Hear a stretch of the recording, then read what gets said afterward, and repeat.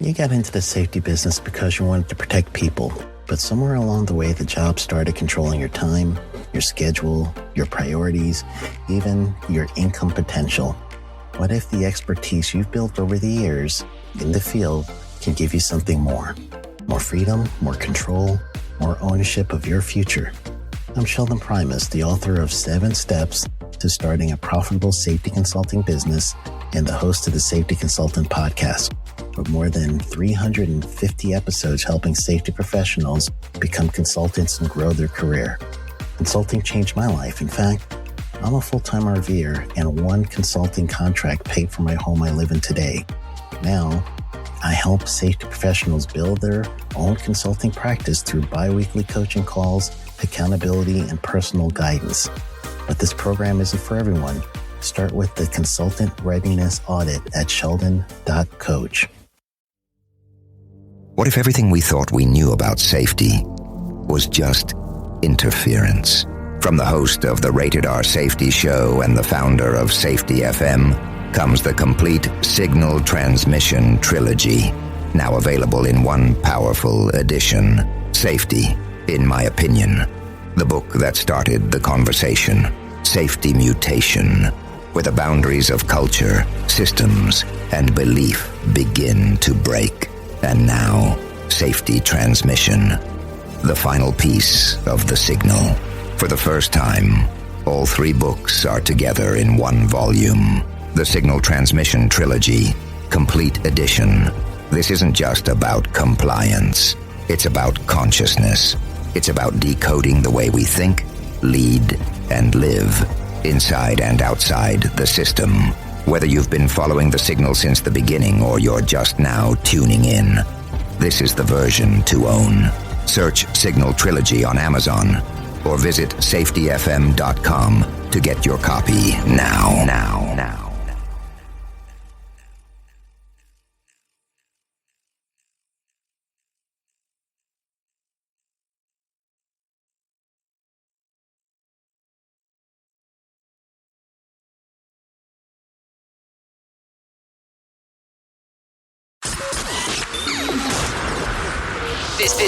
This show is brought to you by Safety FM.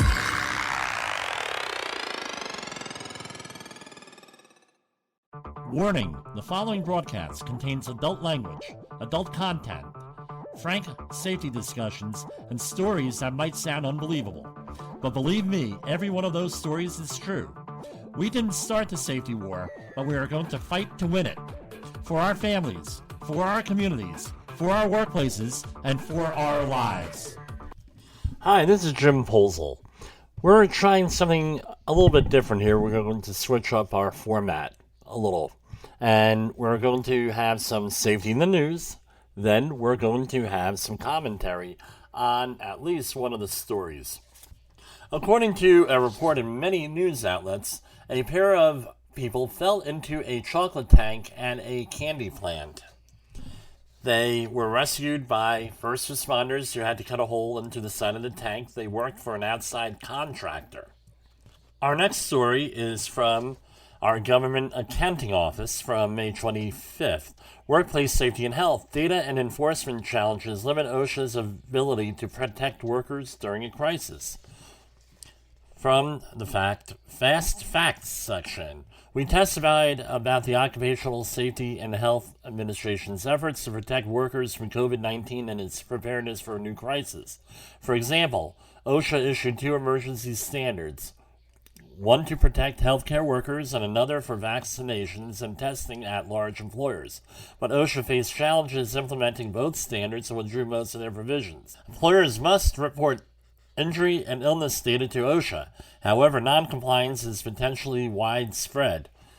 Tell me something that we don't know already.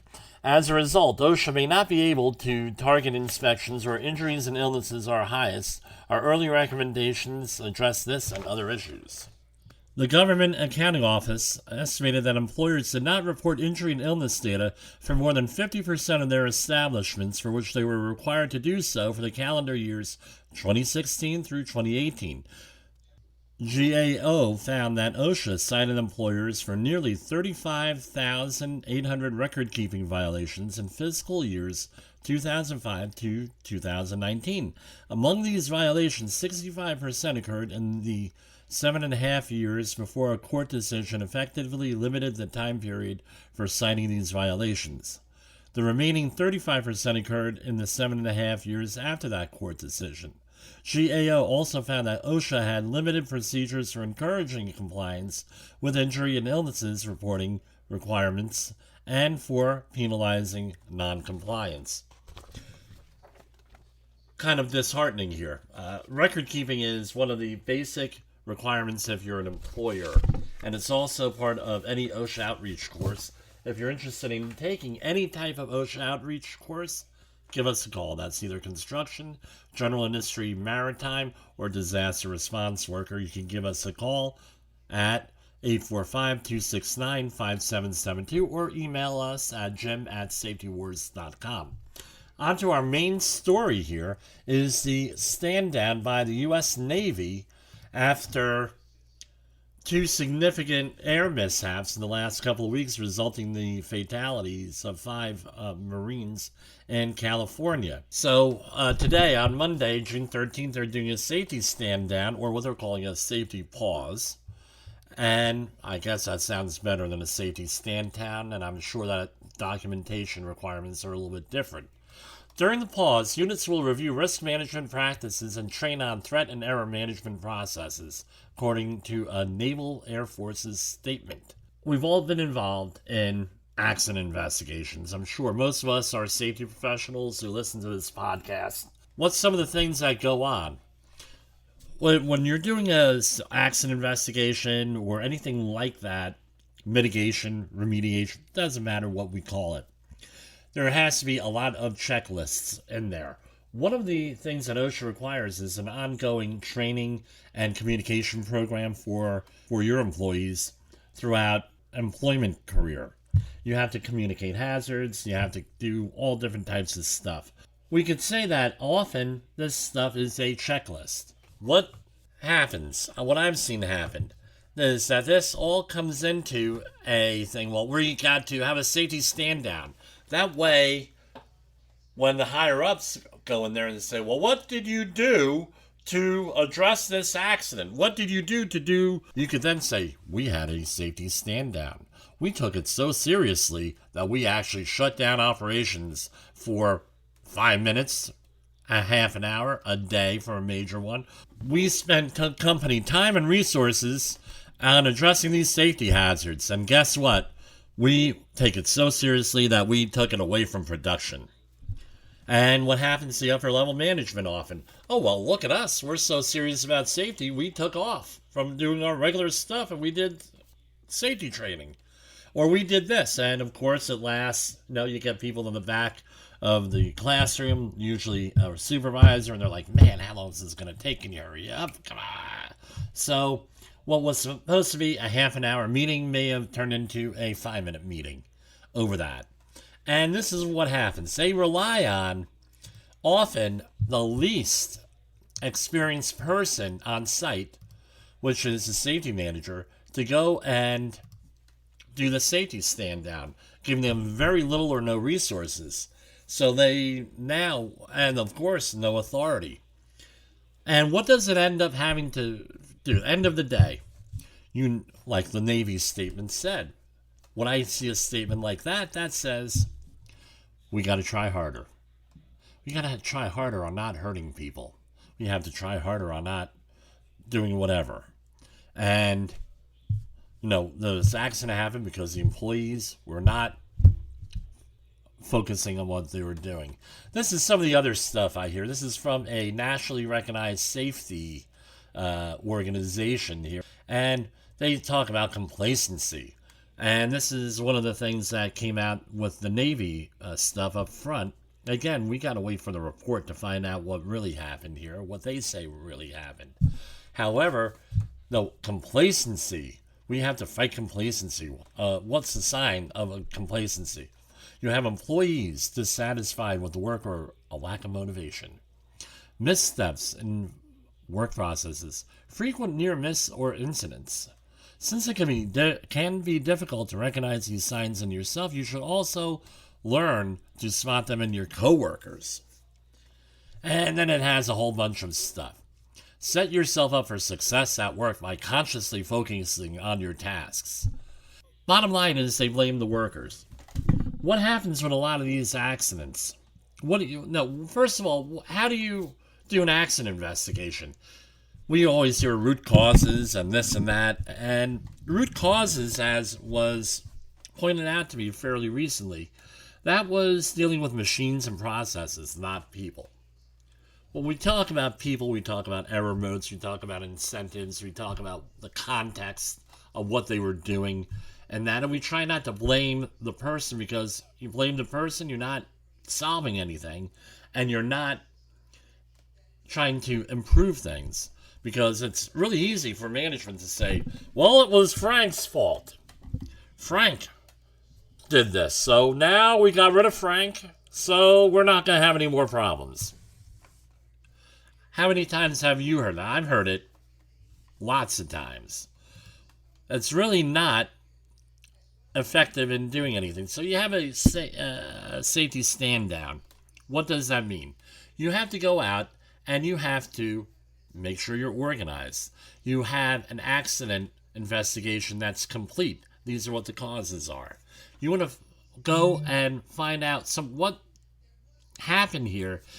I doubt that it was the employee to blame for this stuff, but what else happened? Maybe it was management, and I'm going to tell you, chances are it was management of some sort that is to blame for a lot of these problems, because they don't keep an eye on their employees. They don't train their employees. They have an incentive to take shortcuts. They know employees are taking shortcuts. They don't say anything. They set up antiquated processes. I've gone to places that give safety training. And they're, we got a boom truck. We need some safety training on it. We go out there, and it's a 1974 boom truck or older with missing safety features on it, doesn't work, broken down, and I'm supposed to do training on it. And I'm like, nah, I really can't do training on that. That happened a couple of times, and then you learn to ask questions when you line up the training class. What kind of equipment do you have? That sort of thing. An employer may go out and buy, for example, fall protection equipment at a estate sale or at a sheriff's sale for a business. Someone's going out of business, and this actually happened. 35, 40-year-old safety equipment. Now, hey, you got to do training on that. No, I don't really have to do training on that. If you want me to do training on it, I'm not your trainer for that. Well, we had an accident, and we got to do training, and we got to have a safety stand down. Well, I don't know. What do you need? You need to be organized. You need to have a program in place. You have to have, I say, donuts, water, coffee. Choose your poison on this to try to get workers to come. A nice area to have this in. You have to have a sound system so you're heard. Especially if you're dealing with a large crowd like I often am.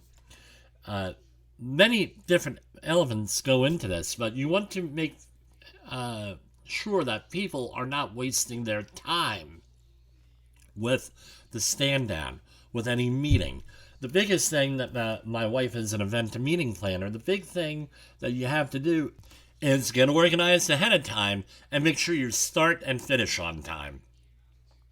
If you can't do that, get someone else to do the meeting. Organize better. That's what you could do. There are a lot of resources out there, things on how to have a successful safety stand down. Here's a couple of them. This is from urban.com. How to hold a safety stand down. 1, decide what the safety stand down topic should be. That's a really important thing. You have to have a focus. Number 2, determine who should participate. This is a little bit tricky. And I'm just commenting on their items here. This is not what they're saying. So, who's going to participate? Will it be management? Will it be shop stewards? Will it be the entire workforce? Who's going to be there? Using basic sociology techniques and other organizational techniques, most workers are going to be followers. So this is the question. Do we have leaders of the workforce or lead people, or do we have the whole workforce? I tell you what, there's arguments for and against both. I try to include everybody because often when I give meetings and stand down information and everything to leaders or so-called leaders, never gets down to the workforce. So you may want to have two of them, one for the leaders, one for the workforce. And then I always follow up at the end. Your leadership will be talking to you about X, Y, and Z. So now this puts them into forcing them into talking about things. Reviewing your safety program and materials. Number 3. Again, mention these are the rules. This is why we're doing X, Y, and Z. This is the system we have in place. Have some type of presentation or activity, movie, personal story. Personal stories always work better, especially if they're not from you. Promote the safety stand down. Spread the word. Make flyers, emails, text messages, announcements on the way in to a facility. So, for example, I worked in an oil refinery. They made sure that whenever there was going to be a safety stand down on the way in, everybody on that facility was told there's going to be a safety stand down at X and X time at X and X location, or during your lunch hour, your employer will have a safety stand down. That was a good way of handling that. Again, hold a safety stand down. Make sure it's on time. That's Jim speaking. And, of course, seek feedback from participants. And, again, what I normally have is me talking and someone else observing. This way, because you can't really keep track of 400 or 500 people in one shot, have someone else there taking pictures, documenting this thing. I record all of mine that I have. And that's what goes into a safety stand down, something meaningful. Now, don't confuse the safety stand down from safety training. Let's say that you have an accident or an incident and you want to have, this is more of an awareness thing for safety stand downs. For training, that's a little bit more in depth. That's where you want to have smaller groups of people involved in training. You're going to be changing a procedure. You're going to be changing a requirement, a workplace requirement, a policy. At that point, you need to have some type of actual training session. For Safety Wars, this is Jim Polzel. See you later this week. Is your safety training old, stale, and hackneyed? Is your safety trainer still preaching a warped version of behavior-based safety? How about safety training that actually addresses your hazards in your workplaces and is not standardized baloney from 25 years ago? Contact the Safety Wars team at safetywars.com or call Jim Polzel at 845-269-5772. Remember, if you're receiving this message, you are the solution to unsafe workplaces. The views and opinions expressed on this podcast are those of the host and its guest and do not necessarily reflect the official policy or position of the company. Examples of analysis discussed within this podcast are only examples. They should not be utilized in the real world as the only solution available, as they are based only on very limited and dated open source information. Assumptions made within this analysis are not reflective of the position of the company. No part of this podcast may be reproduced, stored in a retrieval system, or transmitted in any form or by any means, mechanical, electronic, recording, or otherwise, without prior written permission of the creator of the podcast, Jay Allen. You got into the safety business because you wanted to protect people, but somewhere along the way, the job started controlling your time, your schedule, your priorities, even your income potential. What if the expertise you've built over the years in the field can give you something more? More freedom, more control, more ownership of your future. I'm Sheldon Primus, the author of 7 Steps to Starting a Profitable Safety Consulting Business and the host of the Safety Consultant Podcast, with more than 350 episodes helping safety professionals become consultants and grow their career. Consulting changed my life. In fact, I'm a full-time RVer, and one consulting contract paid for my home I live in today. Now, I help safety professionals build their own consulting practice through bi-weekly coaching calls, accountability, and personal guidance. But this program isn't for everyone. Start with the Consultant Readiness Audit at sheldon.coach. What if everything we thought we knew about safety was just interference? From the host of the Rated R Safety Show and the founder of Safety FM comes the complete Signal Transmission Trilogy, now available in one powerful edition. Safety, in my opinion, the book that started the conversation. Safety Mutation, where the boundaries of culture, systems, and belief begin to break.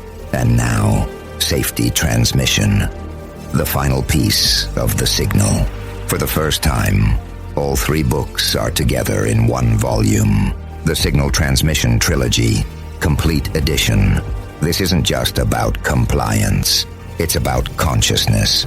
It's about decoding the way we think, lead, and live, inside and outside the system.